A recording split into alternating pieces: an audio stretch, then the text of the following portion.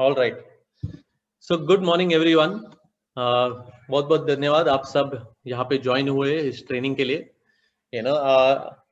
सहारा का काफ़ी काम है औरतों बच्चों के बीच में और ऑल्सो अडल्ट के बीच में जो वल्नरेबल है, जो हम काम करते हैं। ऐसा मैं पढ़ रहा था यूनिसेफ का वेबसाइट पे कि सब बच्चों को, सब लोगों को सुरक्षित रहने का अधिकार है।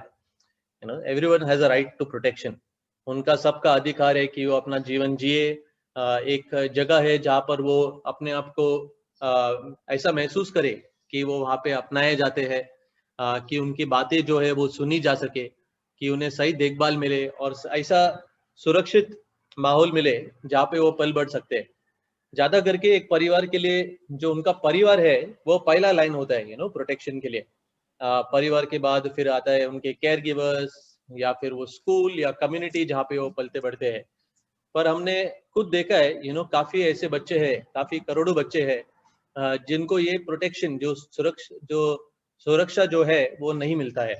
काफी बच्चे हिंसा का सामना करते हैं, लापरवाही का सामना करते हैं, शोषण का सामना करते हैं, भेदभाव का सामना करते हैं रोज, जो उनको झेलना पड़ता है ये सब चीजों के बारे में। और ये सब चीजें उनके जीने के लिए और बढ़ने के लिए या उनके सपने के पीछे जाने के लिए उनका मदद नहीं करता जब उनके साथ ये सब होता है। हम जानते हैं कि सहारा भी रेड लाइट एरिया में काम करते हैं, गवर्नमेंट होम में काम करते हैं, जेलों में काम करते हैं। और इसलिए हमें भी एक पॉलिसी की जरूरत थी जो चाइल्ड और वल्नरेबल अडल्ट का प्रोटेक्शन के इंटरेस्ट में हो। तो ये जो ट्रेनिंग है हमारे लिए एक मैंडेटरी ट्रेनिंग है और एक स्टैट्यूटरी रिक्वायरमेंट भी है जो हमें करना है। तो इस ट्रेनिंग के लिए आज जो हमारे साथ है एक्ट के संस्था से जॉन और अमोल हमारी अगुवाई करेंगे। एक्ट ऐसा संस्था है जो सिटी ट्रांसफॉर्मेशन के लिए काम करता है। इनका जो संस्था है 1973 में शुरू हुआ था और वो काफी लोकल चर्चेस के साथ पार्टनरशिप में कम्युनिटी डेवलपमेंट और चर्च कम्युनिटी ट्रांसफॉर्मेशन के लिए मेहनत करते हैं। वो काफी उनका हेल्थ और एडवोकेसी इश्यूज पे भी फोकस है। एक्ट और सहारा का रिश्ता भी काफी टाइम से है। वो हमारे जो होम्स में हमारे बच्चे के लिए भी काफी काउंसलिंग किए है, स्पेशली लॉकडाउन में उनके मदद के बगैर हम नहीं चल पाते थे। तो उनका जो काउंसलिंग जो है हमारे बच्चों के बीच में भी, हमारा जो बोट है वो पानी के ऊपर ही रहा है उसकी वजह से और तो उनका टीम है मेंटल हेल्थ प्रोफेशनल्स का जो काउंसलिंग सर्विसेज प्रोवाइड करते हैं गवर्नमेंट होम्स में और हमारे जैसे संस्था में भी। और अभी रिसेंटली उन्होंने एक हेल्पलाइन भी शुरू किया है सुसाइड प्रिवेंशन के लिए। तो हमारे साथ जो आज अमोल है वो उनका प्रोग्राम कोऑर्डिनेटर है जो church and community transformation project को लीड करते हैं। और उन्होंने MSW किया है और उनका 16 साल का एक्सपीरियंस है। साथ ही साथ जॉन नायक भी है जो प्रोग्राम कोऑर्डिनेटर है यूथ लीडरशिप डेवलपमेंट ट्रेनिंग के लिए। और साथ ही साथ वो एक काउंसलर भी है जिनका 13 साल का एक्सपीरियंस है और ये दोनों भी ट्रेनर है। तो क्यों ना हम उन्हें तालियों के साथ, चाहे वो वर्चुअली हो या अनम्यूट करके, उनका स्वागत करें। John, with that I hand this training over to you. बस Oh, thank you. I think someone's really excited. सबसे पहले मैं भाई राहुल को धन्यवाद देना चाहता हूँ और मैं विनती करूंगा अगर हम अपने आप को म्यूट कर रखे क्योंकि ये वर्चुअल ट्रेनिंग है। तो और अगर संभव हो सके अपना वीडियो को ऑन रखे जब तक। और मैं कहना चाहता हूँ आज का ट्रेनिंग शायद हमने पहले से ही अटेंड की होगी और इसके बारे में शायद हमको कई हद तक पता होगा, लेकिन जैसे राहुल ने कहा कि ये जो ट्रेनिंग है हर साल करने की आवश्यकता है क्योंकि हर साल चीजें बदलती है। हर साल हम अपने आप को अपडेट रखना बहुत ही जरूरी है और खास तौर पे जब हम एक सामाजिक संस्था में कार्य करते हैं, एक केयर प्रोवाइडर के रूप में हो या एक जिम्मेदारी व्यक्ति विशेष के रूप में हो, हमारे लिए इन सारे जानकारी को रखना बहुत ही आवश्यकता है। मैं माफी चाहता हूँ, एक्चुअली मेरा तबीयत ठीक नहीं है, इसलिए अगर मैं बीच बीच में अगर खांसता हूँ और थोड़ा अगर मैं समय लेता हूँ तो मैं माफी चाहता हूँ। और आज का जो विषय ऐसा रहेगा कि हम चाइल्ड सेक्सुअल एब्यूज के बारे में जानकारी लेंगे। साथ ही साथ हम जो चाइल्ड प्रोटेक्शन पॉलिसी है, लेकिन उससे पहले जो पॉक्सो है उसके बारे में हम जानकारी लेंगे, और हम पर्सनल सेफ्टी एजुकेशन उसके बारे में भी जानकारी लेंगे। और जैसे राहुल ने परिचय में कहा कि मैं और अमोल आज का जो सेशन और ट्रेनिंग हम लेने वाले, ट्रेनिंग का अंत में सवाल जवाब रहेगा, तो आप कोई सवाल हो आप पूछ सकते हैं, हम में से जितना हो सके हम उस सवालों का जवाब देंगे। तो हम चाहेंगे कि जो सेशन जो है इंटरेक्शन रहे, क्योंकि हम सब एक ही परिस्थिति में, एक ही शहर में अलग अलग लोगों के बीच में कार्य करते, तो बहुत सारे अनुभव हमारे होगा, और साथ ही साथ बहुत सारी जानकारियां भी हमारे पास होगा, और हम चाहेंगे कि आप भी उन सारे जानकारियों को शेयर करें ताकि वो हमारे लिए भी मददगार हो। तो आज का सेशन शुरू करने से पहले मैं भाई अमोल को रिक्वेस्ट करूंगा कि वो सेशन की ओर हमें लेकर जाए। Let me just share the screen.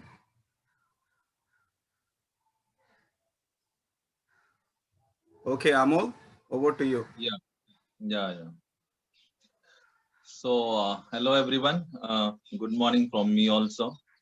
और मैं भी परमेश्वर को धन्यवाद देता हूँ कि यह अवसर मिला है कि हम एक दूसरे के साथ जो भी हमारा ज्ञान है, हमारा विजडम है, हम शेयर कर सकते हैं। और आज का जो विषय है मुझे लगता है बहुत ही इम्पोर्टेंट है। जैसे राहुल भी कह रहे थे और जॉन भी कह रहे थे कि हमें इसके बारे में जानकारी होना बहुत ज्यादा जरूरी है। तो इसके बारे में जानकारी देने से पहले मैं थोड़ा जानना चाहता हूँ कि हमें कितना जानकारी है और हम इस विषय के बारे में कितना जानते हैं। तो हमारे पास एक क्वेश्चनर है, उसको हम थोड़ा सा रन थ्रू करेंगे और उसके बाद मेन सेशन में जाएंगे। उसके पहले मैं आप सबका एक्ट की तरफ से बहुत बहुत स्वागत करता हूँ इस ट्रेनिंग सेशन में, और मैं जॉन से रिक्वेस्ट करूंगा कि वो प्लीज क्वेश्चनर का शेयर करें। Amol, it is there. Can you John, you are not open नहीं किया है उस फाइल को। No, it's there. Just hold on. You can't see the screen? No, I can see the screen, but you have not opened. I don't know. I'm not only seeing it or everybody. Other Rahul, can see the screen? So John, what you'll have to do is you'll have to stop share. Okay. And just share that PDF or whatever it is. So. Okay, just give me a minute. Okay.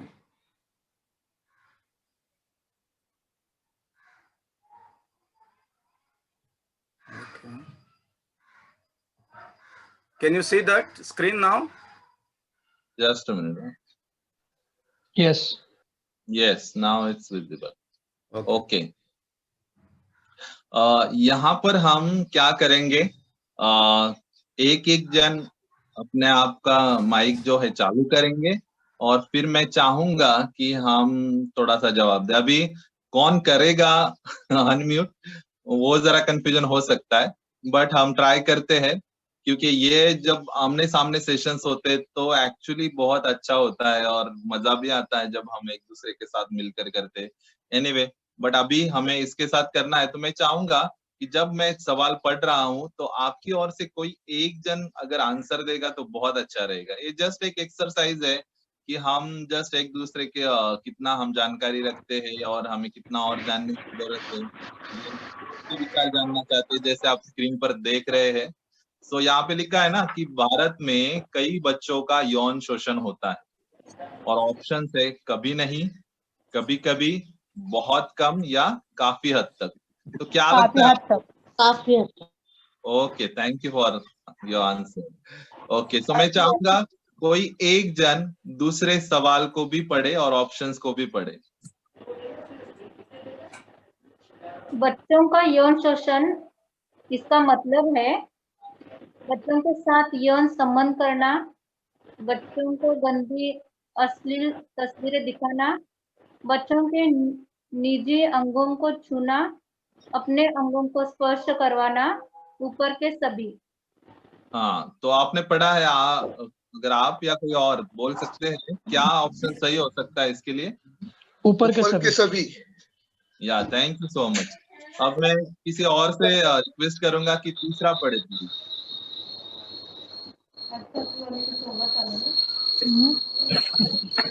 बच्चों का यौन शोषण कई बार अनजान लोग अंधेरे में करते हैं, जान पहचान के लोग करते हैं। क्या लगता है कौन सा ज्यादा सही हो सकता है? जान पहचान जान पहचान के लोग करते हैं। Yes, thank you. Fourth one. केवल पुरुष ही बच्चों का यौन शोषण करते हैं। हाँ, नहीं, मालूम नहीं। क्या लगता है? नहीं, नहीं, हाँ, नहीं, नहीं, नहीं। हाँ। जानू कितने लोगों को हाँ लगता है, कितने लोगों को नहीं? नहीं, नहीं, बिकॉज दोनों ही। नहीं, नहीं। Okay, okay, fine. Okay, fifth पढ़ेंगे हम।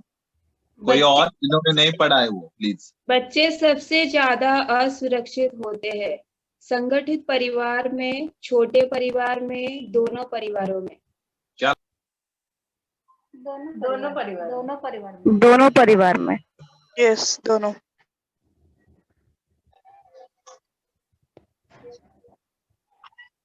सर सुना नहीं, क्या जवाब दे सकते वापस? दोनों परिवारों में। जी बिल्कुल। कोई मेल पढ़ सकते हैं सिक्स्थ वाला? बच्चों का यौन शोषण इस आयु में नहीं होता। 0 से 12 महीना, 1 से 5 वर्ष, 1 से 8 वर्ष, सब आयु में होता है, किसी भी आयु में नहीं होता। सभी आयु में। सब आयु में होता है। सब आयु में होता है। Thank you. Okay, next.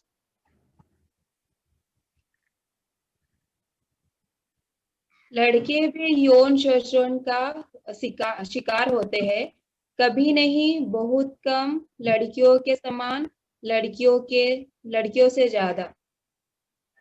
क्या लगता है? लड़कियों के समान। लड़कियों के समान। Okay, thank you. Next. John, अगला प्रश्न दिखाए, 8वां। यौन शोषण के पढ़ो। यौन शोषण के शिकार बच्चे ज्यादातर उच्च और मध्यम वर्ग से होते हैं, निचले वर्ग से होते हैं, गरीब और अशिक्षित वर्ग से होते हैं, सभी वर्गों से होते हैं। क्या लगता है? सभी वर्गों से होते हैं। ओके, सभी वर्गों से होते। नेक्स्ट पढ़ेंगे। कलीसिया के बाहर के बच्चों के तुलना में कलीसिया से बच्चे यौन शोषण से अच्छी तरह से सुरक्षित है। शोषण होने में समान रूप से कमजोर है। शोषण होने की संभावना कम है। ओके, तो ये कलीसिया के लिए क्वेश्चन है। तो जैसे कि हम अपने अपनी कलीसिया के बारे में सोचे, तो क्या लगता है आपको इसका आंसर क्या होना चाहिए? समान रूप से कमजोर है। Okay, thank you. 10वां पढ़ेंगे। बच्चे भी शोषण हो सकते हैं, हाँ नहीं, शायद कह नहीं सकते। बच्चे भी हो सकते हैं, इस तरह से लिखा गया वहां पे। तो क्या लगता है आपको, बच्चे? हाँ। आप कह रहे हैं हाँ, क्या मैं सही समझा? इसका कोई एक्सप्लेन करेगा? एक्चुअली डज इट मीन कि बच्चे भी ये करते हैं, ऐसा इसका मतलब ये है? तो वो बिल्कुल सही सवाल पूछा कि शोषक क्या है, वो समझना पड़ेगा। शोषक मतलब जो एक्सप्लॉइटर। हाँ, राइट। तो बच्चे भी कर सकते हैं क्या शोषण दूसरे का? हाँ, शायद। ओके, कुछ लोग हाँ हाँ, कर सकते हैं। चलेगा। हाँ, कर सकते हैं। Okay, no problem. 11वां पढ़ेंगे। ज्यादातर बच्चे यौन शोषण के शिकार होते हैं क्योंकि सही रीति से व्यवहार नहीं करते हैं, वो लापरवाह और मूर्ख है, उन्हें पता नहीं कि खुद की सुरक्षा कैसे करे। इनमें से कोई भी नहीं। क्या लगता है? उन्हें पता नहीं है कि खुद की सुरक्षा कैसे करे। ओके, या और को कोई और ऑप्शन लग रहा है? अगर लग रहा है तो बोलिए। मुझे लगता है कि वो लापरवाह भी, कोई बच्चा लापरवाह भी हो सकता है। इसका ज्यादा एजुकेशन नहीं है इंडिया जैसे कंट्रीज में। या इनमें से कोई भी नहीं। यहाँ पर जो ऑप्शन है वही हम अगर बोलेंगे तो अच्छा रहेगा। अच्छा, तो कुछ लोगों को लगता है कि बच्चे लापरवाह होते हैं, कुछ लोगों को लग रहा है कि उन्हें पता नहीं कि खुद की सुरक्षा कैसे करें। लास्ट तो वाला हाँ, उन्हें पता नहीं खुद की सुरक्षा कैसे करें। कोई भी नहीं भी लग रहा है। ओके, हम 12वां पढ़ेंगे। यौन शोषण का शिकार बच्चा इनसे पीड़ित होगा, शारीरिक समस्या से पीड़ित होगा, मानसिक समस्या से पीड़ित होगा, भावनात्मक समस्या से पीड़ित होगा, इन सब से पीड़ित हो सकता है। इन सबसे पीड़ित हो सकता है। ओके, सबसे पीड़ित हो सकता है। अगर कोई बच्चा आपको बताए कि उसका शोषण हो रहा है तो आप क्या करेंगे? एक विशेष की सलाह लेंगे।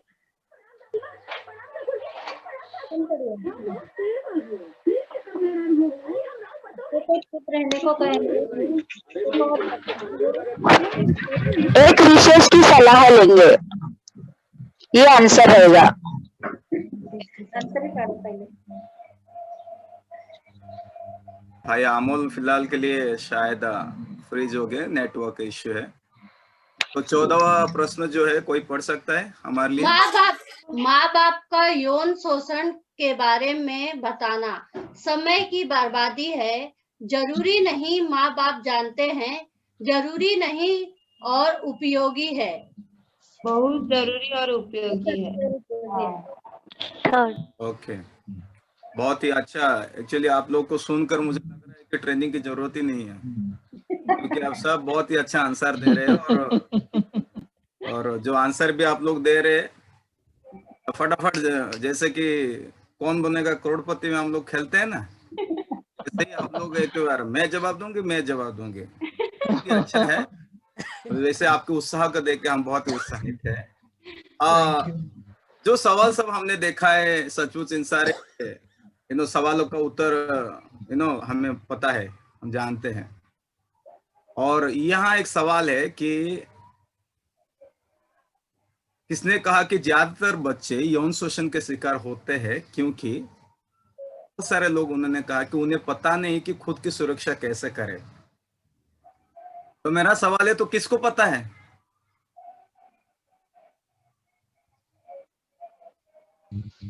बुजुर्गों को पता होना चाहिए। बुजुर्गों को हमें एक्सप्लेन करना चाहिए। पेरेंट्स को। ओके, पेरेंट्स, टीचर्स, यस, बड़े दोस्त, उनके कोई बड़े दोस्त या बुजुर्ग। समाज के बच्चों को भी बताते हैं, जो बच्चों के साथ ज्यादातर रहते हैं। बच्चे के साथ ज्यादातर रहते हैं, तो हम किस में आते हैं? हमारे सभी में आते हैं। हम सभी में आते हैं। मतलब आप माँ बाप भी है, आप टीचर भी है, आप दोस्त भी है, सेवक देने वाले भी लोग है, सब है। आप हमारी जिम्मेदारी है। जिम्मेदारी क्या है? एजुकेट करना और बच्चों उनको समझाना, सिखाना बच्चों को, क्योंकि उनको पता नहीं है कि खुद की सुरक्षा कैसे करें। तो एक केयर प्रोवाइडर के नाते हमारे लिए बहुत ही हमारी जिम्मेदारी बढ़ जाता है जब हम किसी घर में जाते हैं, ना कि हमको पहले पता होता है कि उन बच्चों को खुद को पता नहीं कि वो अपने आप को कैसे सुरक्षा करे। तो हमारी जिम्मेदारी और बढ़ जाता है कि उनके माँ बाप को हम शिक्षित करें, उनके चारों ओर जितने लोग हैं उनको शिक्षित करें, और साथ साथ खुद को भी शिक्षित करना बहुत ही जरूरी है। तो हमारी जिम्मेदारी जो है बहुत ही बढ़ जाता है। मेरा ये यहाँ पे सवाल नहीं है, लेकिन मैं पूछना चाहता हूँ, क्या एक समाज सेवक बच्चों का शोषण कर सकता है?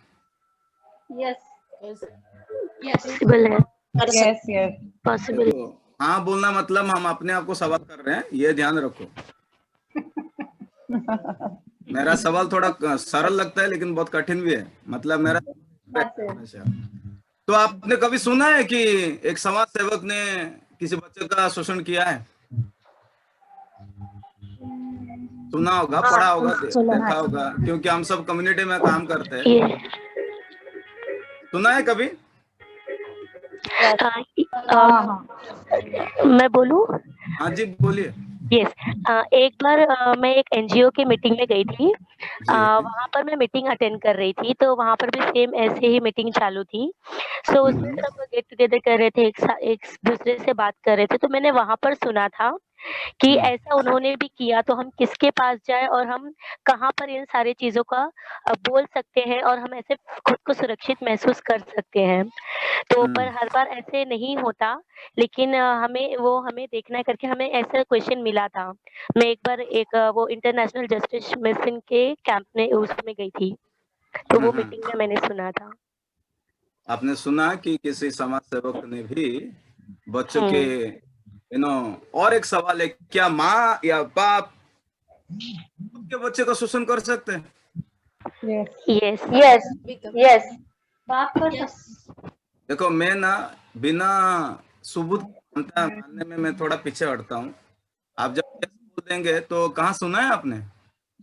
यस न्यूज़पेपर में। न्यूज़पेपर में आपने सुना है या पढ़ा है? टीवी में देखा है। वेरी गुड, टीवी में आपने देखा है। टेलीविजन में, फिर न्यूज में भी। क्या देखा है टीवी में? ये पापा अपने बच्चे के ऊपर रेप करते हैं। ओके, ये बॉम्बे शहर में हो सकता है? हाँ, हो सकता है। मतलब हम ये कह रहे हैं कि बच्चे के चारों ओर जितने लोग हैं, कोई भी बच्चे का शोषण कर सकता है। हम इस बात को मानते हैं क्या? यस, मानते हैं। चाहे वो माता पिता हो, चाहे उसके दोस्त हो, भाई हो, चाचेले हो, भाई हो, या कोई समाज सेवक हो, या कोई टीचर हो, वॉचमैन हो, कोई भी हो, वो बच्चों का जो है शोषण कर सकते हैं। हम इस बात को मानते हैं, तो इसलिए हमारे लिए ये बहुत ही जरूरी है।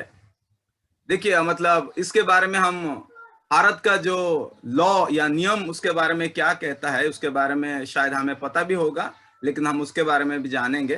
लेकिन बेहतर होगा अगर हम थोड़ी देर के लिए उसकी जो परिभाषा है उसको बारे में हम जानें और सीखें।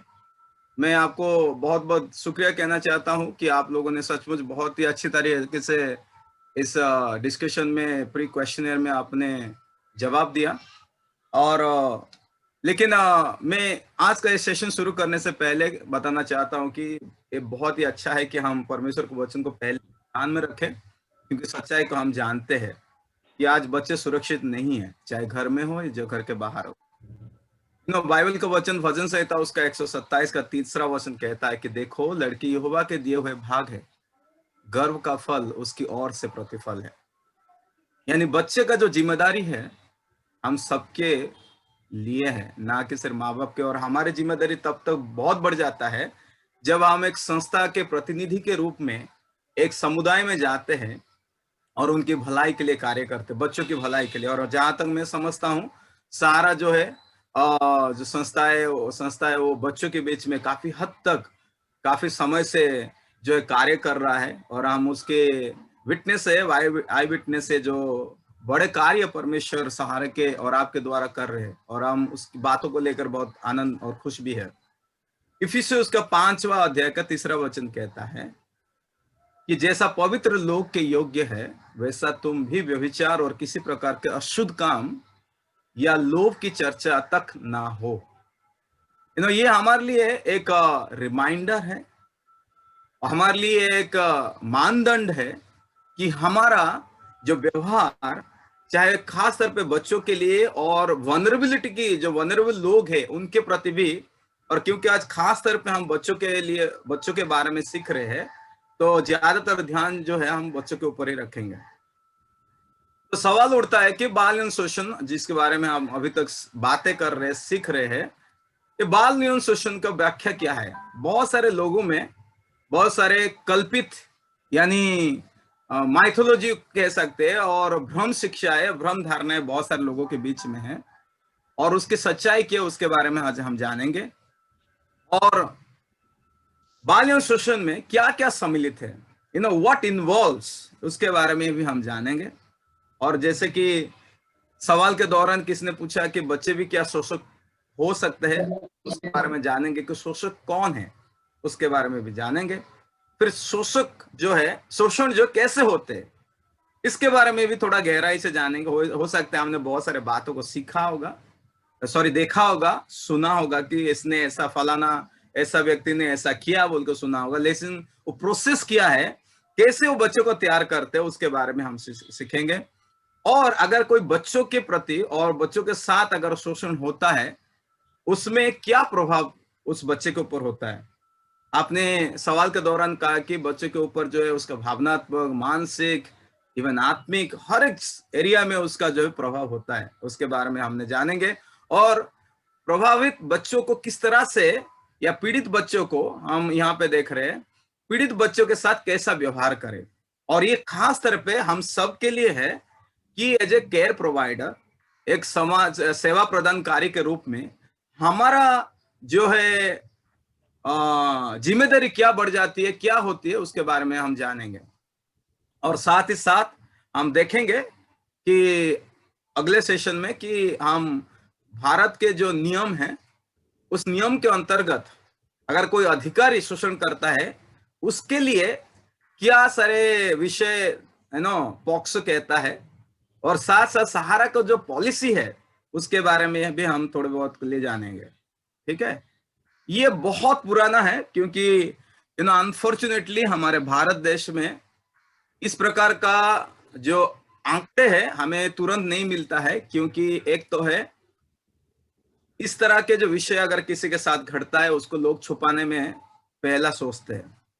इसलिए 2008 के तकरीबन आंकड़े के अनुसार तकरीबन 53.22% जो है बच्चों ने एक या अधिक प्रकार के यौन शोषण का अनुभव किया है।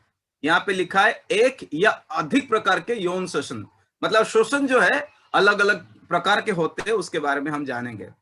ये जो है 2008 का है, और हम आज कौन से साल में है? 2020। ओके, करीबन 12 साल बीत चुका है, और 12 साल में बहुत सारे जो चीजें बदल चुकी है। कोई बता सकता है क्या क्या बदला हुआ है? एटलीस्ट बहुत सारे है, लेकिन बच्चों को लेकर और यौन शोषण को लेकर अगर हम सोच सकते हैं ऐसे क्या चीजें हैं जो ये आंकड़े है जो है बढ़ा सकता है या कम कर सकता है। ऑफ कोर्स बढ़ चुका है ये आंकड़े, लेकिन क्या क्या वजह हो सकता है बढ़ने का? मैंने कहा था कि हम देंगे। आई थिंक सोशल नेटवर्किंग बहुत एक्टिव उतना नहीं था 2008 में। आजकल जैसे हमने सुना है कि फेसबुक पे कोई फ्रेंड रिक्वेस्ट देता है किसी को, वो स्कूल का बच्चा होता है, और फिर वो किधर मिलने जाता है बिना माँ बाप को बताए, और उसके साथ कुछ हो जाता है। तो सोशल नेटवर्किंग एक बहुत कॉज है, उसका कारण है कि ये बढ़ चुका है, पर मुझे ये लगता है ये उसका मेन रीजन है। तो आपको लगता है कि जो सोशल मीडिया है उसकी वजह से ये आंकड़े में बढ़ोतरी हुई है, आपको ये लग रहा है? यस। ओके, और कोई? मुझे लगता है पहले इतना अवेयरनेस नहीं होता था चाइल्ड प्रोटेक्शन के ऊपर या फिर पॉक्सो के ऊपर। लोगों को पता था, बट इतनी गहराई में नहीं पता था, और ज्यादा अवेयरनेस नहीं होता था। जैसे निग्लेक्ट करते, जैसे इग्नोर करते, ठीक है, छोटी सी बातें करके। बट अभी हर एनजीओ होने दो या फिर जो भी लोग हैं, अवेयरनेस हो रहा है, इससे आंकड़े बढ़ रहे हैं। तो आपका कहना है कि अवेयरनेस की वजह से जो है चाइल्ड सेक्सुअल एबल, बाल यौन शोषण में कमियां घटी है, मतलब कम हुआ है, आपका ये कहना है? यस। ओके, और कोई अलग मतलब सोच रखते हैं हम में से कोई? आजकल बच्चे लोग ज्यादा मोबाइल इस्तेमाल कर रहे हैं ना, तो यूट्यूब है, ऐसे बहुत सारे एप्स है, वो देखकर बच्चे लोग के ऊपर परिणाम होता है, और बच्चे लोग उसमें ज्यादा ये हो रहे हैं, मतलब ज्यादा बढ़ रहा है यौन शोषण बच्चों के पास। तो आपका कहना है कि YouTube देखने से बच्चों में मतलब उसका परिणाम होते हैं। YouTube तो हम देखते हैं, लेकिन कुछ बातें जो नहीं देखना चाहिए वो भी बच्चे देखते। जब माँ बाप अगर बच्चे लोग के ऊपर ध्यान कम देते ऐसे टाइम पे, तो बच्चे उसका फायदा उठाते। Okay, thank you. मैं जो सुनना चाहता था, आज की अगर देखा जाए John yes, I think one more thing ये है कि आजकल पेरेंट्स बहुत बिजी हो गए अपने करियर में, तो there is a lack of time parents के साइड के तरफ से कि वो लोग ध्यान कम देते हैं बच्चों के तरफ, और बच्चों को भी लगता है कि अपने माँ बाप बहुत बिजी है तो उनको क्यों परेशान करना है, तो may be it is one of the reasons I feel.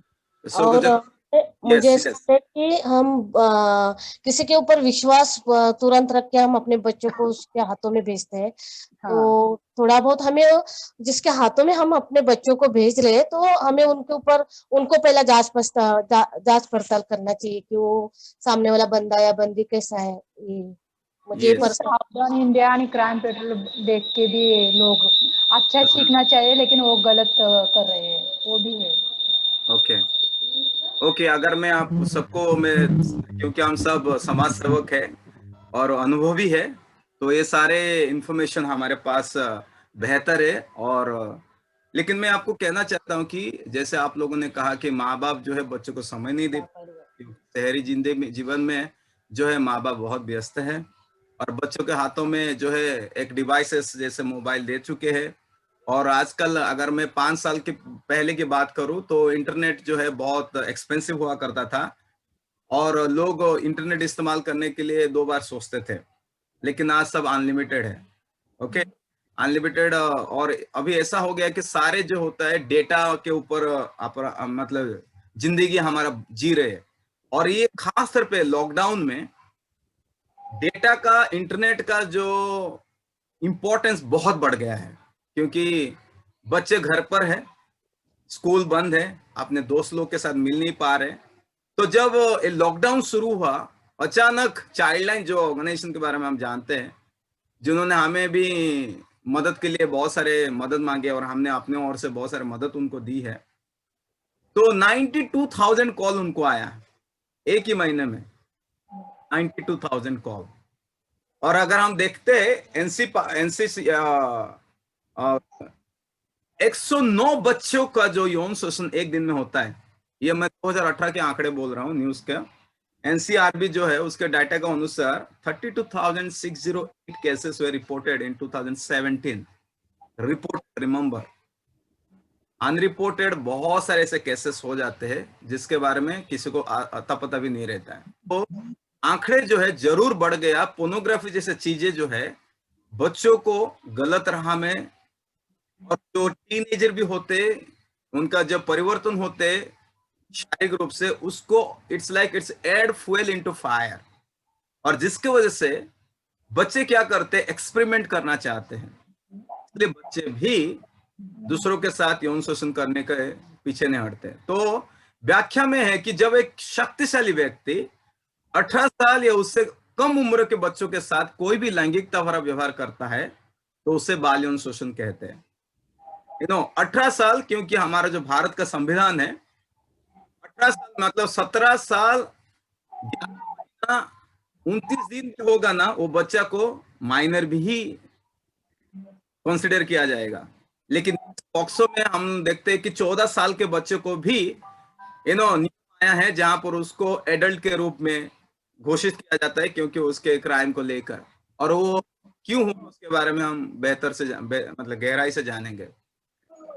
क्या हुआ, एक 14 साल का बच्चा जो है एक 17 साल के बच्चे को यौन शोषण कर रहा था, और ये खबर आया जब, और वो काफी समय से ये जो 14 साल का लड़का है एक 17 साल के लड़के के साथ यौन शोषण कर रहा था, और वो 17 साल के लड़के के शरीर में बहुत सारे ब्रूजेस देखा गया, और तभी ये खबर जो बाहर आई।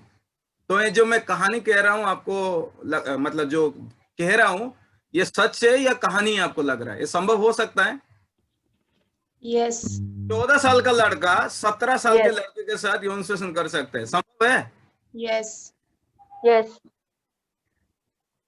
ओके, यहाँ पे लिखा शक्तिशाली व्यक्ति, ये जो केसेस मैं आपके साथ शेयर कर रहा हूँ केस, एक्चुअली जो 17 साल का लड़का था वो स्पेशल चाइल्ड था, और उसी के बाजू में एक 14 साल का लड़का रहता था जो उसका ये जो स्पेशल चाइल्ड उसका फायदा उठा रहा था। इसलिए हमें ये जानना बहुत जरूरी, शक्तिशाली कौन होते हैं जो मानसिक रूप से, शारीरिक, माना कि उम्र से कम हो सकते हैं लेकिन मानसिक रूप से वो बच्चों से आगे है। 14 साल का लड़का भी 17 साल के लड़के के साथ जो यौन शोषण कर सकता है। इसलिए हमें याद रखना है, जब एक शक्तिशाली व्यक्ति 18 साल या उससे कम उम्र के बच्चे के साथ कोई भी लैंगिकता भरा व्यवहार करता है तो उसे बाल यौन शोषण कहा जाता है। तो इसमें क्या क्या सम्मिलित है? इसमें है टच मी, इन स्पर्श का व्यवहार के बारे में हम जानते हैं कि बहुत सारे लोग जो है बच्चों को मारते हैं, अच्छी है, और उसको शाबाशी भी देते हैं। बच्चों के निजी अंग को स्पर्श करना जो है एक शारीरिक स्पर्श का व्यवहार होते हैं। निजी अंग का मतलब, क्योंकि हम सामाजिक सेवक है, हमें बच्चों को बताना भी है, क्योंकि मैं पीएससी को भी बताने वाला हूं, इसलिए मैं पूछ रहा हूं निजी अंग मतलब क्या है, बच्चों का निजी अंग। अगर मैं आपको थोड़ा John, just a question. Are you sharing a PPT or something right now, or? Yes, you can't. Okay. No. I thought. Oh, I'm so sorry. I've been sharing the PPT. What you have to do is now when you're sharing, instead of selecting a certain window, just select that screen option. So when you're toggling between screen also, we'll be able to see your PPT. Oh, I'm so sorry. Can you see this now? Yes, now we can. Oh, अरे बताना चाहिए। नहीं, हमको लगा आप तो चालू है। Okay, I've been thinking of that you've been watching the screen. Okay, no worries. Thank you. Okay. तो हमने यहाँ देखा कि जब एक शक्तिशाली व्यक्ति 18 साल या उससे कम उम्र के बच्चों के साथ कोई भी लैंगिकता भरा व्यवहार करता है तो उसे बाल यौन शोषण कहते हैं। ये हमने देखा। इसमें क्या क्या सम्मिलित होते हैं?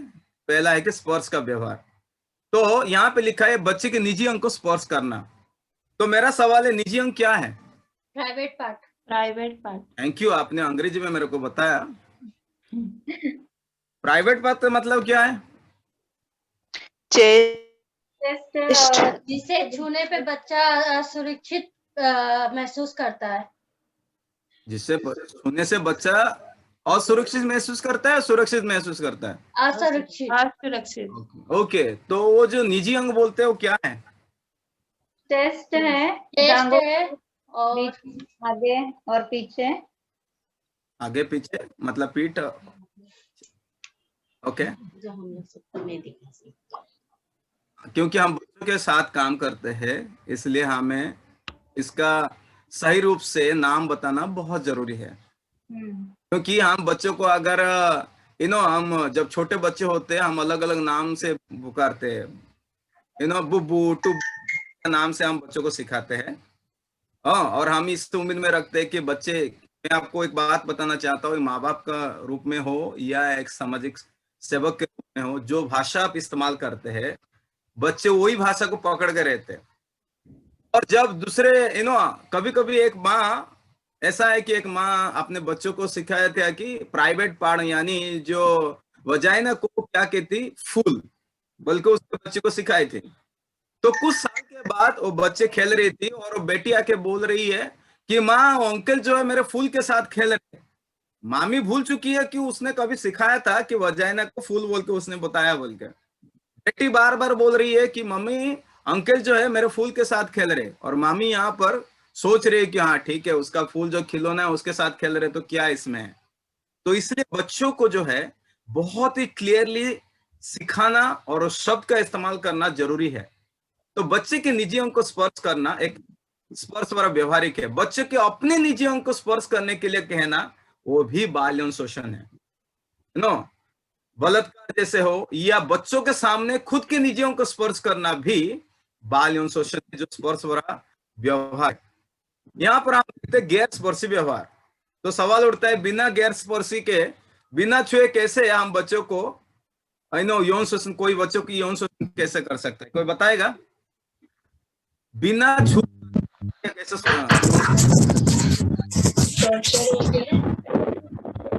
पोस्टर दिखा करो। सवाल है, बिना छुए कोई किसी का यौन शोषण कर सकता है क्या? बच्चों का देखकर, आंखों से देखकर। आंखों से देखकर मतलब कैसे? आंखों से देखकर, हम आंखों से ही देखते हैं। तो कैसे देखकर? वीडियो देखा कर। हाँ, थोड़ा जोर से बोलेंगे शीतल जी। अश्लील वीडियोस दिखाकर। Okay, very good. अश्लील वीडियो बच्चों को दिखाकर हम क्या करते हैं कि यौन शोषण करवा सकते हैं, कर सकते हैं। और सर अश्लील भाषा बोल के। Very good, yes. हाँ, कुछ अश्लील पिक्चर्स दिखा के और वीडियोस दिखा के, अश्लील बातों को दिखा के। ओके, और क्या है आपको नजर में आ रहा है, दिमाग में आ रहा है? ओके, बच्चों को देखना जब वो नग्न हो या तस्वीर लेना है।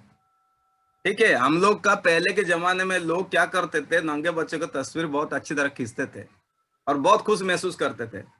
लेकिन आजकल जमाना ऐसा है कि आप बिना परमिशन के, चाहे बच्चे का नहीं तो गार्डियन के परमिशन लेकर उसके नग्न पिक्चर मतलब खींच नहीं सकते। और हम जिस कम्युनिटी में काम करते हैं, ज्यादातर जो माँ है बच्चों को क्या करते हैं, नंगे नहलाते हैं बाहर में। इसलिए हमें जब हम अपने समुदाय में कार्य करते हैं, इस बातों को भी ध्यान में रखना है और उनको बताना है कि बच्चों को जो है बाहर नहलाने से पहले कुछ एटलीस्ट इनको प्राइवेट पार्ट को कवर करे या चादर कुछ ऐसे ढके, ताकि और या चारों ओर देखे कि कोई उनको देख तो नहीं रहा है, क्योंकि बच्चों को पता नहीं है, क्योंकि वो नाजुक रहते हैं, वो इनोसेंट रहते हैं। मैं अपना ही जीवन का एक कहानी कहना चाहता हूँ। मेरा बेटी शायद उस वक्त 3.5 साल की थी और उसका स्कूल में कुछ प्रोग्राम था और मैं एक दुकान गया था कपड़े लेने के लिए उसके लिए।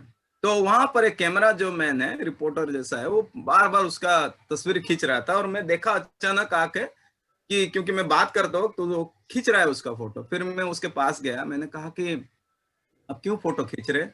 तो उसने कहा कि sir I am a public मैं एक रिपोर्टर हूँ और मेरा जो जिम्मेदारी है, I am a professional cameraman and I always take beauty of people public life, so I found your daughter beautiful, therefore I thought of taking picture। मैंने उनको पूछा कि आपने परमिशन लिया बच्चे का? तो हंसा वो, बोला क्या है छोटे बच्चे का सर आप कह रहे हो उसका परमिशन ले? मैं बोला उसका जो गार्डियन है, मैं उसका पिता हूँ, आपने मुझे पूछा? और मैं आपको कहना चाहता हूँ, मैं उसको उसी वक्त बोला कि I want to delete all the picture right away in front of me. उसने बोला सर ये कुछ नहीं है सर। मैं बोला कुछ नहीं है, मैं कह रहा हूँ। मैंने उसको, क्योंकि हम सामाजिक सेवक है, कभी कभी जोश में रहते भी है, मैंने कहा कि I request you please delete it, if you don't delete it I will take you to the police station. वो ऐसा देखा, बोला क्यों sir? I can take public picture. I said you can take, but specially for child's picture you can not take, और anyone's picture for that instance you can not take with other permission और consent. तो यह हमारे लिए बहुत जरूरी है एक सेवक होने के नाते। माना कि हम उनकी भलाई के लिए काम करते हैं, लेकिन जब भी आप तस्वीर ले उनका कंसेंट लेना बहुत जरूरी है, क्योंकि बिना कंसेंट के अगर हम उनके पिक्चर लेते हैं और पब्लिक डोमेन में अगर हम डालते हैं, दैट इज एक्चुअली हम चाइल्ड के जो चाइल्ड राइट है उसका भी हम अवमानना करते हैं।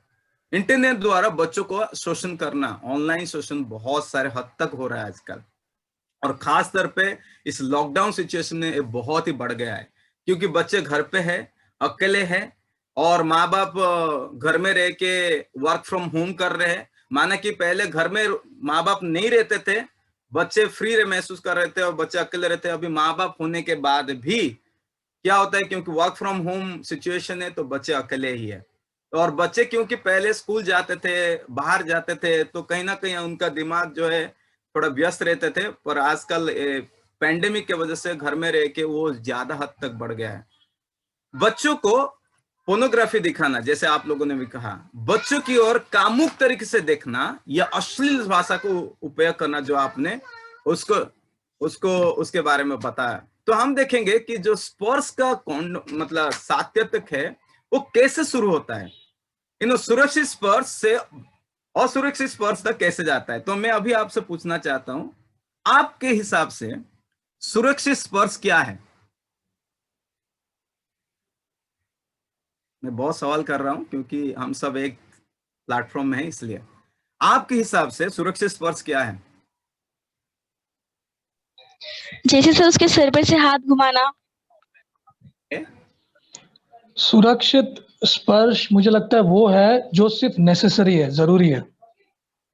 ओके। अगर वो जरूरी नहीं है तो वो असुरक्षित स्पर्श है। ओके, वो नेसेसरी है ये कौन तय करता है? हाँ, मतलब इट इज द मेंटालिटी, मानसिकता है, जो ज्यादा ताकतवर है या टीचर है या जो भी है, तो उसको मालूम है वो क्या कर रहा है। ओके। सो अगर सपोज जैसे कोई टीचर पुराने जमाने में कभी हिट भी करता था बच्चे को तो डिसिप्लिन करने को, बट जब वो उसको मालूम है कि वो रेज हो जाता है, जुनून हो जाता है, तो वो असुरक्षित है वो चीज। ओके ओके, ठीक है। ओके, और कोई जवाब है? सुरक्षित स्पर्श क्या क्या है, हो सकता है? नॉर्मली हाथ मिलाना, जैसे सामान्यतः हाथ मिलाना, हाथ नॉर्मली जैसे मिलाते वैसे मिलाना, उसको पकड़ के दबाना नहीं। Okay okay, very good. जिस स्पर्श से, टच से बच्चे कंफर्टेबल है, एम्बैरेस नहीं होते, वो सुरक्षित स्पर्श है। Wonderful answer. जो नेसेसिटी की हम बात कर रहे हैं, नेसेसरी के बारे में बात कर रहे हैं, याद रखना कि सुरक्षित स्पर्श वही होते हैं जो बच्चे सुरक्षित महसूस करता है, ना कि मैं क्या महसूस कर रहा हूं या वो टीचर क्या महसूस कर रहा है या दूसरे क्या महसूस कर रहे हैं। जब तक बच्चा कोई भी स्पर्श है उसे लेके उसको खुशी महसूस होता है, उसको सुरक्षित स्पर्श कहता है। ठीक है, जैसे हमने यहाँ पे देखा गले लगाना। ओके, बच्चों को गले लगाना बहुत जरूरी है ताकि उसमें उनके आत्मसम्मान बढ़ती है। अगर आप देखेंगे तो आजकल के जो बहुत सारे क्राइम या क्रिमिनल के केस के या हिस्ट्री से जो बच्चे आते हैं, वही बच्चे होते हैं जिनको बचपन में कभी कोई गले लगाए नहीं, प्रेम दिखाए नहीं, वही सारे होते हैं। ठीक है, तो मुझे बताइए असुरक्षित स्पर्श क्या होते हैं? मैं दिखा रहा हूं फिर भी आपको असुरक्षित स्पर्श आपके हिसाब से क्या है? मेरी आवाज सुनाई दे रहा है सबको? जैसे बच्चे को गले लगाना, और बच्चे को गले इस हद तक लगाना कि बच्चे अपने आप को असुरक्षित महसूस करे। ओके, मतलब बहुत ही टाइट से उसको पकड़ना, जकड़ना बोलते हो, वो उसको बात कर रहे हैं? नहीं, गले लगा के जैसे पीठ को सहराना और पीछे के पार्ट को छूना, हिप को छूना, ये सब असुरक्षित करे, बच्चा महसूस करे कि ये गले लगाना नहीं है, बॉडी को छूना है। ओके, मतलब निजी अंग का स्पर्श करना। हाँ, तो असुरक्षित। Very good. और कोई जवाब है असुरक्षित स्पर्श? और अगर हाथ मिलाते हैं तो हाथों को कंटिन्यू पकड़ के रखना और अपनी उंगलियों से हाथों को सहराते हैं, वो भी असुरक्षित। ओके, जहाँ पर बच्चे जो है खुद को, मतलब उसको पेन हो या तो ऐसे दर्दनाक भरा अगर कोई भी चीज है उसे असुरक्षित कहा जाता है। Very good. ओके, मुंह लगा के पप्पी जैसे लेते हैं चुंबन, हाँ, सुरक्षित। ओके, आपने आपके अनुभव में कभी आए कोई बच्चे क्या कहते हैं, कोई आंटी हो अंकल हो, उनको ना वो चुमने देने, अगर चुमते हैं तो बोलते कि आई डोंट लाइक इट, मुझे पसंद नहीं है, ऐसा आपने सुना है कई बच्चों को कहते हुए? हाँ, यस, मेरी बेटी ऐसी है, उसको पसंद, मैं मतलब उसको जकड़ना, उसके दाढ़ी जकड़ते तो ठीक है, लेकिन दूसरे अगर कोई पकड़ते हैं तो उसको पसंद नहीं है, खासतौर पे जो बाहर के लोग हैं। तो हम कहते हैं कि हमने देखा कि सुरक्षित स्पर्श के बारे में हमने जाना, असुरक्षित स्पर्श के बारे में हम जानते हैं कि अनचाहा स्पर्श दर्द भरा हो या दर्दनाक या बलात्कार या यौन शोषण जो है वो असुरक्षित है। लेकिन इन दोनों के बीच में एक ऐसा स्पर्श है जिसको कहते हैं भ्रमकारी स्पर्श, कंफ्यूजिंग टच, जो बच्चे जो है बच्चों को अच्छा लगता है लेकिन डरावना भी होता है, व्याकुल, असहज, बेचैनी महसूस करने वाले स्पर्श है। मतलब बच्चे क्या हो जाते हैं, कभी कभी आप देखेंगे कि बच्चों को अच्छा भी लगता है लेकिन बच्चों के साथ डर भी लगता है। अगर ऐसा कोई स्पर्श होते हैं तो उससे हम भ्रमकारी स्पर्श कहते हैं, और इसके बारे में हमें खुद को और दूसरों को बताना बहुत ही जरूरी है। यहाँ पर हम देखें कि ऑनलाइन सुरक्षा के बारे में हम पूरा एंटायर एक सेशन लेते हैं। जैसे आजकल के जो टीनेजर होते हैं या छोटे बच्चे जो होते हैं, उनको ऑनलाइन में ऐसे दोस्तों को करते सारे इन्फॉर्मेशन। कोई तो भाई कह रहे थे कि वो लोग सोशल मीडिया में ऐसे इन्फॉर्मेशन देते हैं जहाँ पर सोशल को पता होता है कि घर में कोई नहीं है। और मैं आपको कहना चाहता हूँ, हाल ही में एक लड़की के साथ ऐसा हुआ, क्योंकि उसकी माँ क्या करती थी, हर दिन का पिक्चर जो है फेसबुक में अपडेट करते थे। कितने बजे चाय पीते, कितने बजे बच्चे अकेले रहते, हर समय का वो क्या करते, अपडेट देती थी, पिक्चर को डाल के, पिक्चर ही डालते थे। तो उससे एक व्यक्ति को पता चला कि लड़की इतने बजे स्कूल जाती है, इतने बजे अकेली खेलती है, इतने बजे वो माँ बाप से दूर रहती है, और उसी वक्त वो आदमी जाता है और लड़की के साथ इन्फॉर्मेशन करता है। और जब उसको पूछा जाता है कि आपको पता कैसे चला ये लड़की का, ये जो बच्ची अकेली कब रहती है बोल के, और तभी उसने कहा कि उनका जो सोशल मीडिया में फोटो अपडेट करते हैं, उससे मुझे पता चला कि कौन से ऐसे वक्त है जहां पर बच्ची अकेली रहती है। और इस चीजों का तो हम क्या करते हैं, बहुत सारे लोग ऐसे अपडेट करते, go enjoying with family, very good, child studying, photo खींचो अपडेट करो, क्योंकि हम दिखाना और लोगों से अप्रिशिएशन पाना बहुत पसंद करते हैं, लेकिन वो कभी कभी क्या हो जाता है, बच्चों के लिए खतरनाक बन जाता है। तो मैं आपको अभी एक वीडियो दिखाना चाहता हूं, और ये वीडियो देखने के बाद हम उसके बारे में बात करेंगे गहराई से। ये वीडियो शायद आपने देखा भी होगा बहुत बार, हिंदी में है वो वीडियो, आप देख लीजिए। स्क्रीन दिख रहा है? Okay okay, thank you. ये वीडियो आपने शायद बहुत बार देखा होगा, फिर भी देख लीजिए। आई विल बी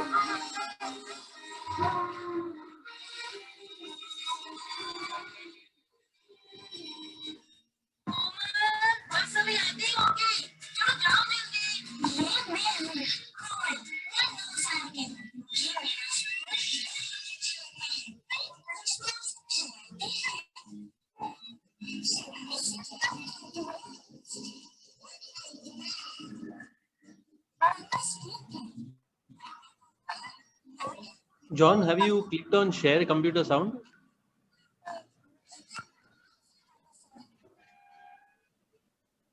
आवाज नहीं आ रहा। John? John?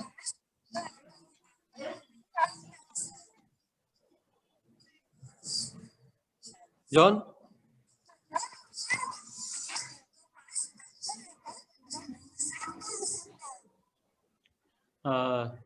Sorry, John, you clicked on the share computer sound? Yes, yes. Because the sound was not coming clearly.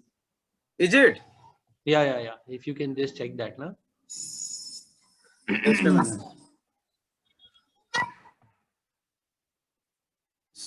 Oh, voice is not coming. Just let me just try again.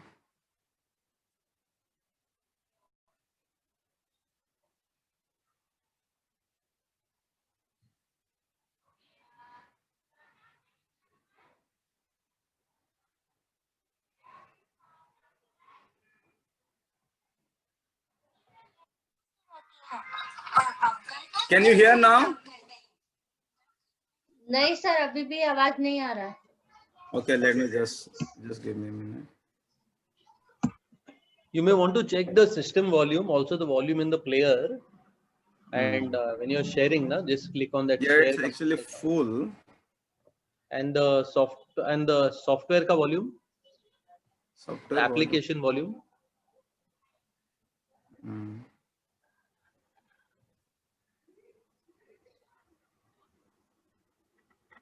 Okay.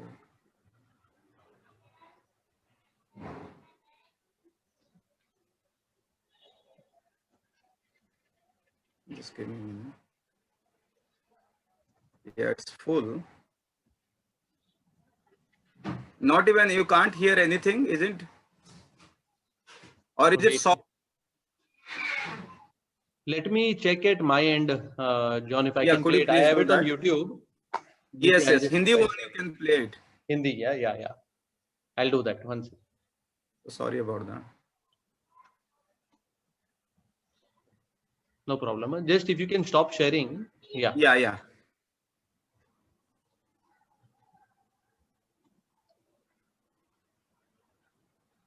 आप सबको ये screen दिखाई दे रहा है? Yeah, we can see your screen, Rahul. I'll just play for 10 seconds and let me know if the volume is audible.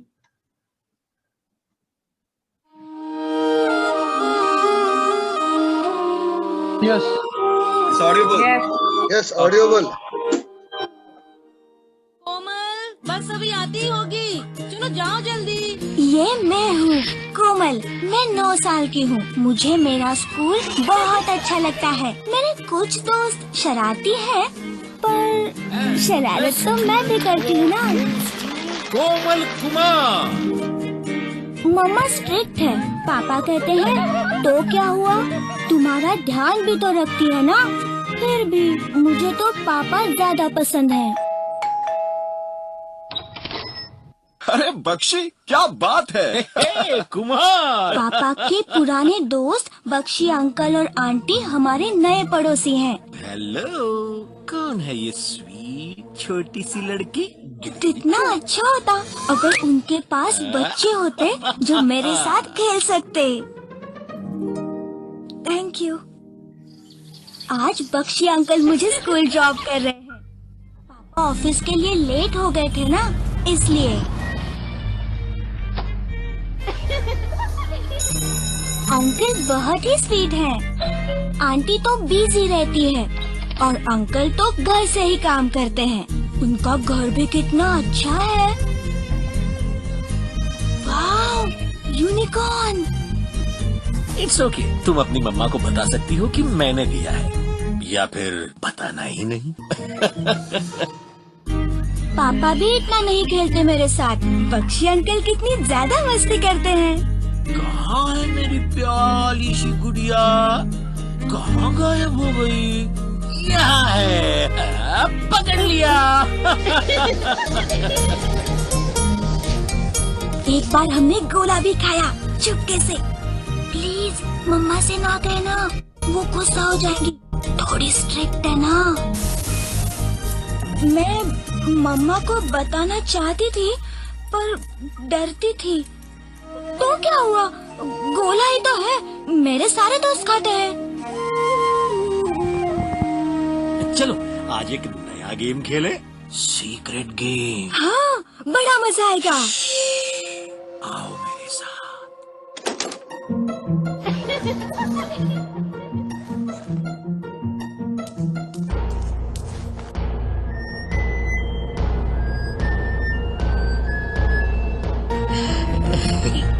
ये क्या कर रहे हो अंकल? ये कैसा गेम है? मुझे समझ नहीं आ रहा। मुझे बहुत गंदा लगा। क्यों किया बख्शी अंकल ने ऐसा?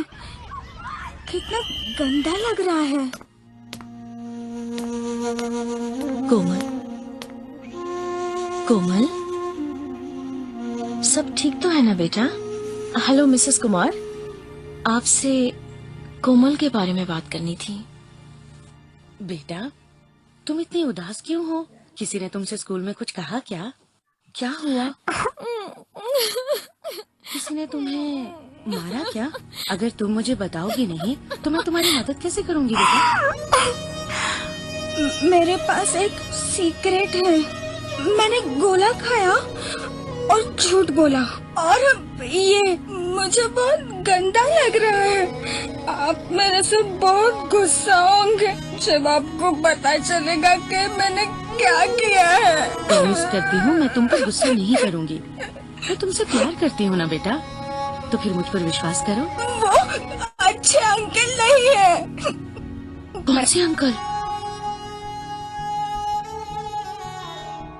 Okay, Rahul, can you just stop it here? तो हम कर भी क्या सकते हैं? कौन मदद कर?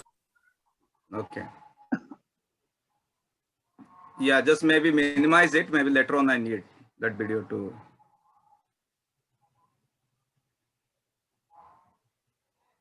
Stop sharing the screen. Okay. So हमने शायद इस वीडियो देखा होगा बहुत बार और इसको इस्तेमाल किया होगा बच्चों के साथ बातचीत करने के लिए। तो मेरा सवाल ऐसा है कि वीडियो में आपने क्या देखा? Police question.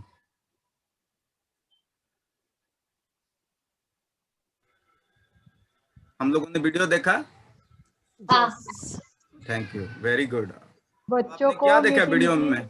बच्चों को मीठी मीठी बातें बोल के उनको फुसलाना, उनको अच्छा अच्छा चॉकलेट या गोला कुछ भी दे, उनको अपनी तरफ मोड़ लेना और बाद में उनके साथ गलत व्यवहार करना। ओके, तो यस, ये हमने उसका अनुवाद किया वीडियो देख के। वीडियो किसके बारे में था? 9 साल की लड़की, 9 साल की लड़की के बारे में। उसका नाम क्या था? कोमल। ओके, तो कोमल के बारे में हमने क्या देखा कि उसके साथ क्या हुआ? डेफिनेटली यौन शोषण। यौन शोषण किसने किया? अंकल ने, दोस्त ने, पापा के फ्रेंड ने। उनका नाम क्या था? Bakshi uncle. Okay, very good, आपने बहुत ही अच्छी तरह देखा वीडियो को। तो जस्ट अ मिनट। ओके, तो हम यहाँ पर देखेंगे।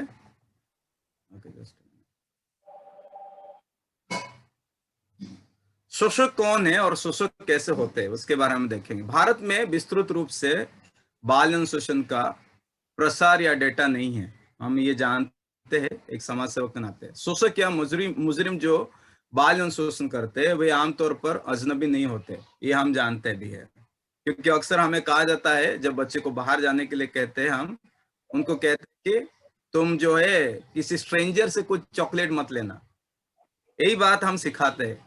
लेकिन आज ऐसा परिस्थिति आ गया कि जान पहचान के लोग भी के उपस्थिति में भी हमारे बच्चे जो है सुरक्षित नहीं है। मजलिस जो है 2008 में उन्होंने एक स्टडी किया जहां पर यहाँ पे लिखा जाए कि 2008 जुलाई से 2014 के बीच मुंबई पुलिस द्वारा 640 FIR यानी यौन शोषण के रिपोर्ट किए गए हैं, और जिसमें 91 ये बराबर है 91 है ना, 30% मामले में शोषक के पीड़ित की पहचान के थे। जितने भी FIR किया गया है उसमें से 91% जो है का जो शोषक थे बच्चों को कोई जानते थे, उसके डैडी हो, उसके चाचा हो या उसका आंटी हो, जिसके साथ बच्चा जो है रोजमर्रा जीवन में बातचीत करता है, खेलता है। और ऐसा भी हद तक है कि माँ बाप के सामने ही शोषक जो है बच्चों का शोषण करता रहा, माँ बाप को पता तक नहीं चलता था, क्योंकि माँ बाप को मालूम ही नहीं है कि जान पहचान के लोग ही ज्यादातर शोषक होते हैं। तो यहाँ पर हम जैसे उसके बारे में प्रभाव, तो मैं आपको पूछना चाहता हूं कोमल के साथ जब शोषण हुआ उसके साथ क्या क्या हुआ, उसका बर्ताव कैसा था सामाजिक रूप में? एटलीस्ट वो असुरक्षित महसूस कर रहे थे। भावनात्मक है, हम सामाजिक, क्योंकि हम सामाजिक कार्यकर्ता है इसलिए मैं सामाजिक रूप के बारे में बात करना। वो किस तरह से बर्ताव कर रहे थे? वो डर गई थी, स्कूल में चुपचाप बैठ, वो इमोशनली मैनिपुलेट कर रहे थे उस लड़की को, और वो मेंटली डिस्टर्ब हो गई थी। मेंटली डिस्टर्ब हो गई, मेंटली वो डिस्टर्ब हो गई थी। आपने वो मेंटली है, डर गई थी, वो भावनात्मक है। सामाजिक बर्ताव कैसा था? स्कूल में वो चुपचाप रह रही थी। एग्जैक्टली वो किसी को बता नहीं सकती थी। वो किसी को बता नहीं सकती थी और वो डर गई थी। किसको क्या बताना है वो समझ नहीं पा रही थी, कैसे वो चीज को बताना है उसे। Okay, very good. और कोई बातें जो वीडियो से हमने देखा? Who to trust, किसके ऊपर भरोसा किया जा सकता है, उसको नहीं समझ में आ रहा था। यस, बहुत ही अच्छी बात है। और कोई वीडियो से हमने देखा? Shame factor. क्या फैक्टर? शेम, शर्म था। यस, और कुछ हमारे बीच मतलब अलग सा सोच आता है हमारे दिमाग में वीडियो को देखकर? आई थिंक स्ट्रिक्ट भी थे वो। क्या थे? उसकी मॉम उसके लिए थोड़ा स्ट्रिक्ट थे, इसके वजह से भी वो थोड़ा डरी हुई थी। ओके। और जैसे कि हमने देखा कि उसके पापा बोल रहे थे लास्ट वीडियो में हम क्या कर सकते हैं, तो वो समाज से छुपाने की कोशिश कर रहे थे। बहुत बढ़िया। ओके। और एक उसको ऐसे लग रहा था कि मैं बताने के बाद पता नहीं कोई विश्वास करेगा नहीं करेगा, वो भी उसको डर था। यस, बहुत ही अच्छा। और उसको डर था कि कहीं वो बताने से उसकी मम्मी और गुस्सा ना हो जाए उससे। क्योंकि मामी बहुत सख्त मामी थी इसलिए। Okay, very. और उसे लग रहा था कि उसी की गलती है। उससे लग रहा था, वेरी गुड, उसी की गलती है। कोई भाई लोग है क्या यहाँ पे? क्योंकि हमने सवाल में किया कि पुरुष लोग भी करते, तो अगर हमें पुरुषों को शिक्षित करना है तो इस बारे में जानना भी जरूरी है।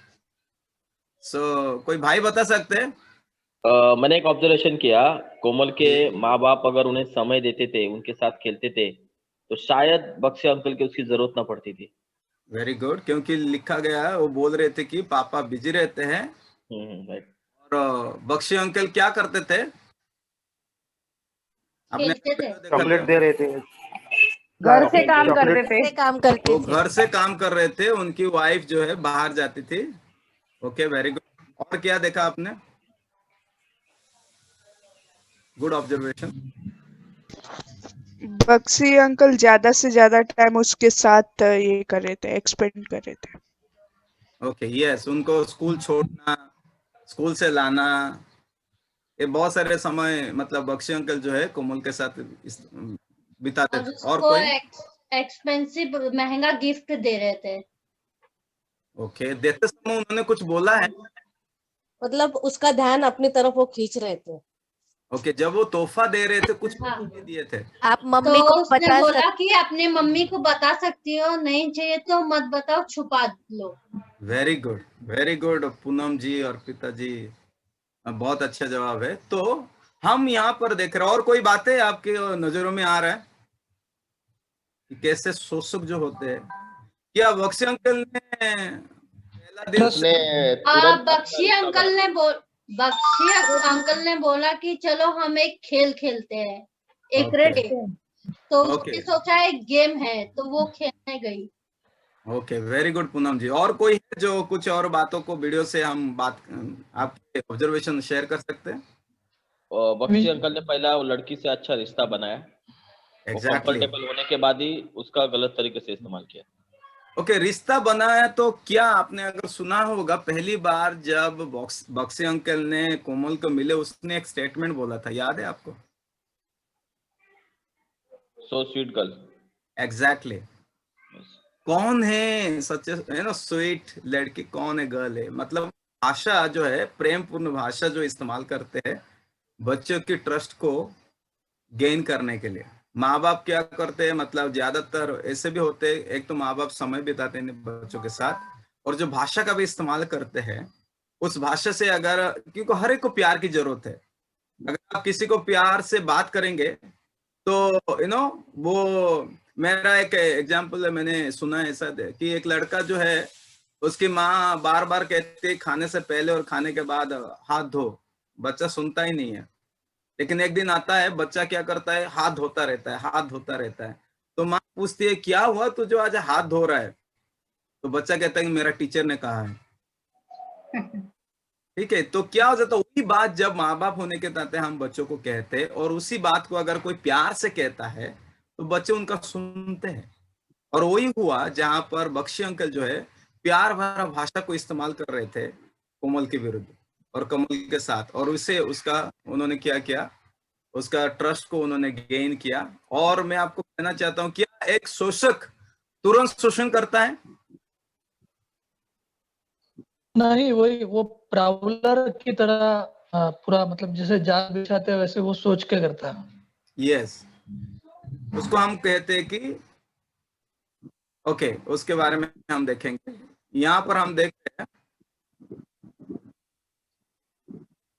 जो शारीरिक लक्षण है, हम यहाँ पर देख रहे हैं लैंगिक संक्रमण रोग, जिसको हम एसटीडी कहते हैं, वो भी बाल यौन शोषण के द्वारा बच्चों को दिखाया जाता है। और मूत्र नली का संक्रमण, जो यूरिनरी ट्रैक्ट इन्फेक्शन हम कहते हैं, वो भी बच्चों के साथ देखा जाता है। Pregnancy is also a result of child sex abuse. और साथ साथ हम यहाँ पर देख रहे हैं कि जिनके साथ यौन शोषण किया जाता है, शारीरिक रूप से उनके स्तनों में, कुल्लों में, जंघों में और अन्य अंगों पर चोट का निशाना दिखाई देता है। ओके, और खास तौर पे चोट, दर्द, सूजन, खुजली, गुप्तांगों से खून निकालना, ये सारे जो है लक्षण है। और ज्यादातर व्यवहारिक रूप से अगर हम देखेंगे, शारीरिक रूप से अंगूठा चूसना, बिस्तर पर पेशाब करना, बोलने में परेशानी, सोने में कठिनाई, ये सब इंडिकेटर है, सिम्टम्स है कि किसी के बच्चों के साथ किसने शोषण किया है। ये जो है शारीरिक उसका लक्षण है। हम अगर देखेंगे भावनात्मक और व्यवहारिक लक्षण, हम देखें कोमल जो है, बहुत सारे बच्चे जिनके साथ बचपन में यौन शोषण किया जाता है, उनका आत्मसम्मान बढ़ता नहीं है। वो हमेशा डरे हुए रहते हैं, हमेशा अपने बारे में छोटे, जैसे हम देखेंगे जब कोमल अपने माँ को बोल रही थी कि उसने एक कहा कि ये मैं गंदी हूं, मैंने किया, मेरे वजह से ऐसा हुआ। बच्चे अपने ऊपर सब ले लेते हैं। और सामाजिक अलगाव, जब उसके दोस्त हाय बोलते हैं या प्रिंसिपल उसको हाय बोलती है, कोमल कुछ जवाब नहीं देती है, सीधा चल के जाती है। गुस्सा, विद्रोह, आज्ञा ना पालन करना। मैं ये नहीं कह रहा हूं कि आमतौर पे हमारे बच्चे हमारे बात नहीं सुनते, इसका मतलब ये नहीं कि उनके साथ बाल यौन शोषण हुआ है। थोड़ा ध्यान से सुनिए, उसका और कुछ भी वजह हो सकता है। लेकिन विद्रोह, गुस्सा अचानक अगर एक बच्चे में दिखाई दे तो कहीं ना कहीं बच्चों के साथ कुछ हुआ है, इसको हमें जानने की आवश्यकता है। आप जब एक समुदाय में जाते हैं, बच्चों के बीच में काम करते हैं, अचानक वो बच्चा का है कि उसका बर्ताव में बदलाव अचानक आता है, तो एज ए समाज सेवक होने के नाते हमें ये जानने की आवश्यकता है कि कुछ तो हुआ है बच्चों के साथ। इसलिए हमें उसको उसके सीखने, उससे बातचीत करना, उसके बड़ों के साथ बात करना, वो बहुत जरूरी है। सीखने की समस्या, अचानक अंकों में गिरावट, ध्यान केंद्रित ना कर पाना, या जो बड़े होते हैं मादक पदार्थ का सेवन करना सीखते हैं, और एक फोबिया कहते हैं, जो डर हो जाते हैं, अचानक पानी बोलो, कहीं भी चीज को देखकर डरना। ये एक घटना मैं बताना चाहता हूँ। जैसे एक लड़की के साथ जो कि स्पेशल चाइल्ड थी, उसके साथ बाल यौन शोषण किया गया है, और वो लड़की बोल नहीं पा रही थी। तो उसको एक सामाजिक संस्था के 2 लड़कियां लेके एक समाज इसमें रिहैब सेंटर में रखा गया, और उससे बातचीत करते थे, लेकिन कुछ नहीं बोलती थी लड़की। तो उन्होंने क्या किया, मतलब एक दिन उनका जो ऑर्गेनाइजेशन के एनुअल डे आया, और उस वक्त सेलिब्रेशन करते वक्त उन्होंने क्या किया, सबको मिठाई दिया और आखिर में आइसक्रीम आके सबको देने लगे। द मोमेंट ए लड़की ने आइसक्रीम को देखी, वो चिल्लाने लगी कि आइसक्रीम के वो क्यों चिल्ला रही है। तो उन्होंने क्या किया, शायद आइसक्रीम देने वाला कोई तो उसके साथ किया है। तो उसके एरिया में वो जहां रहती थी, वहां के कम से कम 40 दुकानों का मालिक को उन्होंने लेके कहा है, और एक क्योंकि पॉक्सो केस था, उसको सामने रखे और एक एक को क्या किए, आदमी को लिए, और एक लड़की ने उस व्यक्ति को पहचानी जिसने उसके साथ यौन शोषण किया था। तो उसके जो वकील थे, उन्होंने कहा कि जज को कि मैम, कैसे आप एक लड़की है जो सोच नहीं पाती है ठीक से, उसके स्टेटमेंट में आप कैसे एक आदमी को आप पनिशमेंट दे सकते। तो उन्होंने कहा ठीक है, इस आदमी का ना रूप तुम चेंज करो, डिस्गाइज करो, और फिर से लेके आओ। वैसे ही 40 लोग को लेके आए, और उसका पूरा दाढ़ी वाड़ी बना के लेके आए, फिर भी ये लड़की ने उसको पहचाना। तो मैं कहना चाहता हूं कि जब यौन शोषण किसी के साथ होता है, पर्टिकुलरली फोबिया उनके जीवन में आते हैं, और जैसे लड़की के बारे में मैंने कहा कि शी वाज स्केर्ड और फियरफुल ऑफ आइसक्रीम, क्योंकि उसने आइसक्रीम देकर उसके साथ बाल यौन शोषण किया था। डर का विकास होना, भय, किसी विशेष कर किसी की जगह को लेकर, व्यक्ति को लेकर, गतिविधियों, तैरना जैसे चीजों को लेकर। तो मैं आपको एक डिस्क्लेमर कहना चाहता हूँ, ये जानना कठिन है या पहचानना कि अगर बच्चों में ये लक्षण दिखते हैं, इसका मतलब यह नहीं है कि बच्चे के साथ शोषण हुआ है ही है। ये आपके लिए चेतावनियां है, ताकि आप एक देखभाल करता होने के नाते ज्यादा ध्यान दें, आप अधिक निगरानी रखें और बच्चों के साथ बातचीत करें। यौन शोषण के लक्षण हर बच्चों के साथ अलग अलग हो सकते हैं। यह जानना महत्वपूर्ण है कि यह सभी लक्षण हर एक बच्चे में नहीं दिखाई देते।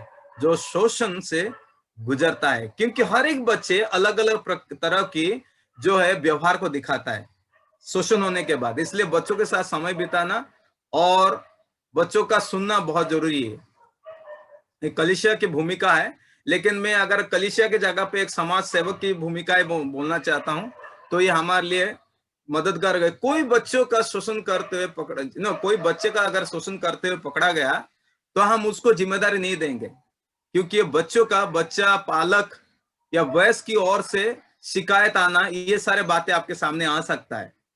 क्योंकि आप जब कम्युनिटी में काम करते हैं, तो वो सारे लोग आके कहेंगे कि मेरे बच्चों के साथ ऐसा हुआ है, शायद हुआ भी होगा।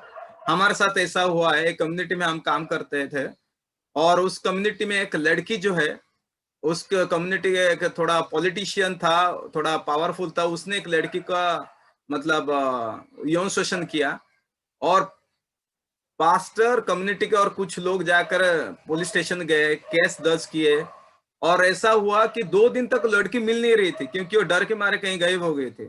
आखिर में हमने उसको ढूंढा पुलिस के मदद से, और केस दर्ज हुआ, और आखिर में 7 साल उस आदमी को पनिशमेंट हुआ। तो मेरा कहना है कि हम एक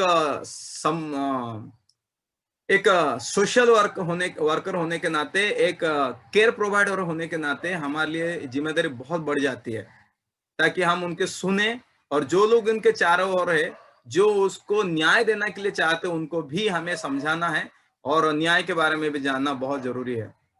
तो ऐसे कार्यक्रम को आयोजन करना है जो परिवार को मजबूत करता हो। तो आप वैसे भी कर सकते हैं, कम्युनिटी में सेमिनार कर सकते हैं, कुछ परिवार को लेके आके, और हम क्योंकि मसीह लोग हैं, प्रार्थना परामर्श देना बहुत जरूरी है। और एक संस्था होने के नाते CSA, पॉक्सो और CP का प्रशिक्षण आयोजन करना, जो कि फिलहाल हम सहारा आप सबके लिए कर रहे हैं। तो पीड़ित बच्चों के साथ कैसा व्यवहार करें, मैं ये पूछना चाहता हूं, कल को अगर कोई बच्चा का केस लेकर कोई आते हैं या कोई बच्चा आता है, तो आपका प्रतिक्रिया उसके प्रति क्या रहना चाहिए? क्या करेंगे आप? पहले तो कंफर्ट करेंगे उसको, बच्चों को कंफर्ट करेंगे। Very good. हम उसे बैठा के पहले हम भरोसा उनको दिलाना है कि हम उनके साथ है, और जो कुछ उसके साथ हुआ उसमें उसकी कोई गलती नहीं है। Very good, okay. और क्या करेंगे? उसको काउंसलिंग देंगे, और उससे ये एहसास दिलाएंगे कि हमें उस पे भरोसा है, और हमें उसे अच्छी जीवन जीने का अधिकार है। Thank you Poonam ji. Okay, और कोई है? और क्या आप करेंगे जब आपको ऐसे एक शिकायत आता है, या एक बच्चा के आपको कहता है ऐसा हुआ है, तो आप किस तरह से प्रतिक्रिया देंगे? उस चीज का बैकग्राउंड लेना और रूट कॉज निकालना कि ये कहाँ से हो रहा है, और मतलब उसकी पूरी जानकारी लेना जरूरी है कि ओके हुआ है, ताकि फिर उस पे जिसको भी रिपोर्ट करना है या जिनको भी कॉन्फिडेंस में लेना है, वो अपना जो डेटा है वो कॉन्क्रीट हो, उसके बारे में जानकारी पूरी पक्की हो। Very good. सबसे पहले हमें बच्चे को स्वीकार करना है, जो भी है वो मेंटली हो या फिजिकली हो, उसे और उसे क्रॉस क्वेश्चनिंग नहीं करना है पुलिस वालों के जैसे, लेकिन उससे सुनना है, उसे टाइम थोड़ा सेटल होने के लिए, और उससे सुनना है। हम वो बताए तो अच्छी है, लेकिन हमें क्रॉस क्वेश्चनिंग नहीं करना है, उसे एक्सेप्ट करना है।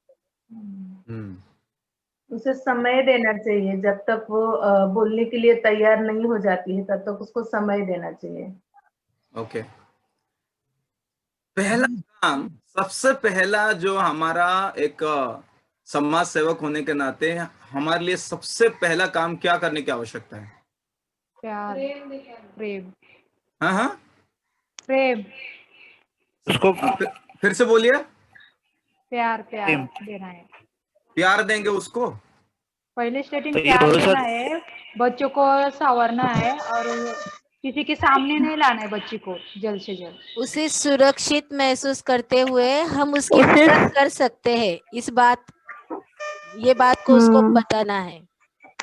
फिर से दोहराइए, मैं सुन नहीं पाया ठीक से। हम उसे सुरक्षित महसूस करते हुए हम उसकी मदद कर सकते हैं। वो जो भी समस्या में है उससे निकलने के लिए हम उसको मदद कर सकते हैं, ये विश्वास दिलाना। Very good, okay. मदद जो प्यार से अपने शब्द है, ओके। अगर बच्चे के लिए मदद पहला मदद है तो क्या कर सकते हैं, अगर आपको ऑप्शन दिया जाए तो? उसको भरोसा दिलाना कि जो भी वो बात शेयर करेगी वो किसी और के पास नहीं जाएगी, कंफर्ट जोन। ओके।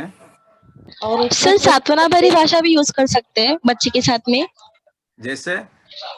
जैसे कि उसको प्यार से बातचीत करना है, उसको गले लगाना है, पहले उसको शांत करना है।